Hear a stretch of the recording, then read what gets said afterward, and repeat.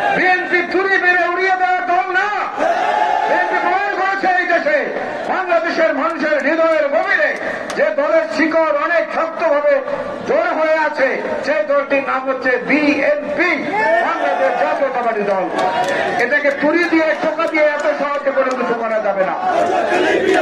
দেখেন নাই, পাহাড়ের সাথে পাথরের সাথে মাথা ঢুকলে ওই পাথরের কিছু আসে যায় না, নিজের কপাল রক্তাক্ত হয়।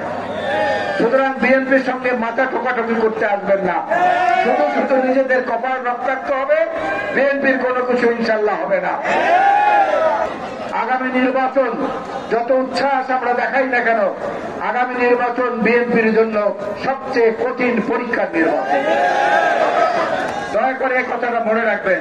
যত সহজে মনে করছেন নির্বাচন দিলেই হয়ে গেল, এত সহজ না। অনেকগুলো স্তর, অনেকগুলো বিভিন্ন দিক থেকে শক্তি এবং অপশক্তি মিলে বিএনপিকে ঠেকানোর জন্য চেষ্টা করছে। এই জন্য নিজেদের মধ্যে ভ্রাতৃত্ববোধ, নিজেদের মধ্যে বন্ধুত্ব, নিজেদের মধ্যে সৌহার্দ্য, এইটাকে যদি দৃঢ় না করেন, এর ভাগ দিয়ে কিন্তু প্রতিচ্ছন্ন সরকার, জাতির সরকারের অনুচররা ঢুকে যেতে পারে। এর মধ্য দিয়ে কিন্তু ছদ্মবেশী এই কোলপাল্টানো কিছু দল আছে, কখনো আওয়ামী লীগের কোলে ওঠে, কখনো বিএনপির কোলে ওঠে, কখনো জাতীয় পার্টির কোলে ওঠে। সেই দলের লোকেরা কিন্তু এই ভাগ দিয়ে ঢুকে যেতে পারে। এই ভাগ তৈরি করা যাবে না, কথা অত্যন্ত পরিষ্কার। ভাগ তৈরি করা যাবে না। আগামী নির্বাচনের কঠিন পরীক্ষার জন্য প্রস্তুত হন এবং সেই নির্বাচন আদায়ের জন্য যখনই তারেক রহমান সাহেব ডাক দেবেন, তখন সে আন্দোলনের জন্য প্রস্তুত থাকার মানসিকতা গ্রহণ করুন।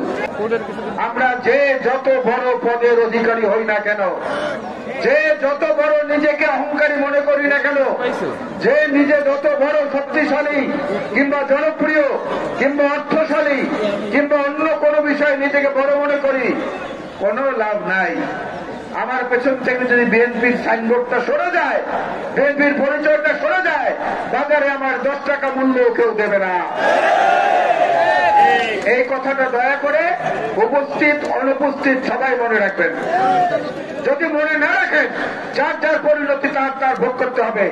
বিএনপি হচ্ছে একটা বিশাল সমুদ্রের মতো। এই মহাসমুদ্র থেকে কয়েক লক্ষ কয়েক কোটি বালতি তুলে নিলেও এই সমুদ্রের কোন সম্মান হানি হবে না, এই সমুদ্রের তরঙ্গ তাতে থাকবে না। সুতরাং সবাই যেন আমরা বুঝে শুনে যার যার জায়গা থেকে দায়িত্বটা পবিত্রতার সাথে পালন করি। এটাকে বুঝতে হবে বিএনপি একটা বহুবিধ চরিত্রের মানুষের একটি সংগঠন। এইটা কোনো ক্যাডার বেসড অর্গানাইজেশন না, এইটা হচ্ছে মাল্টি ক্লাস অর্গানাইজেশন। এখানে দুষ্ট লোক নাই এ কথা আমরা বলবো না, নিঃসন্দেহে দুষ্ট লোক আছে।